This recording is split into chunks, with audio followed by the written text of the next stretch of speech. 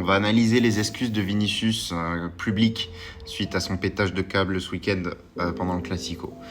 Aujourd'hui, je veux présenter mes excuses à tous les supporters madrilènes pour ma réaction lors de mon remplacement pendant le Classico. Parce qu'on se rappelle, il avait été sorti par Xabi à la 70e après un très bon match. Tout comme je l'ai déjà fait en personne pendant l'entraînement d'aujourd'hui, je veux aussi demander à nouveau pardon à mes coéquipiers, au club et au président. Et vous manquerez pas de voir qu'il n'y a pas mentionné le coach, Xabi Alonso. On en reparle. Parfois, la passion me dépasse car je veux toujours gagner et aider mon équipe. Mon caractère compétitif vient de l'amour que je ressens pour ce club et pour tout ce qu'il représente. Je promets de continuer à me battre chaque seconde pour le bien du Real de Madrid comme je l'ai fait depuis le premier jour. J'ai beaucoup de choses à dire. Déjà, Vinicius, je t'en veux à la mort. Je t'en veux à la mort parce que tu es un joueur de standing mondial.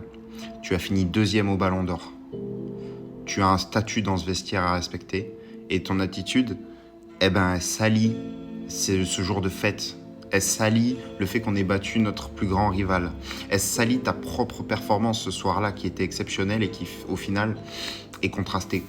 Je t'en veux aussi, Vinicius, de donner du grain à moudre à El Chiringuito, média très polémique, qui a apparemment prêté des propos à Xabi, qui aurait dit que si Vinicius ne revenait pas sur le terrain, il ne serait pas prêt justement de le revoir le terrain. On va voir quelle va être la suite des événements, mais même dans les excuses publiques qui ont sûrement dû être un petit peu influencées par la grande direction madrilène, et bien même dans ça, il n'y a pas mention de Xabi Alonso. Donc franchement, la relation entre les deux hommes, j'ai bien hâte de voir ce que ça donne. Mais c'est dommage qu'un joueur comme Vinicius, j'ai l'impression, se met toujours à dos de tout. Je suis 2e au Ballon d'Or, il y a des gens qui sont contre moi. Je sors à la 70e, le coach il a une dent contre moi. Je prends des tacles, les arbitres sont contre moi.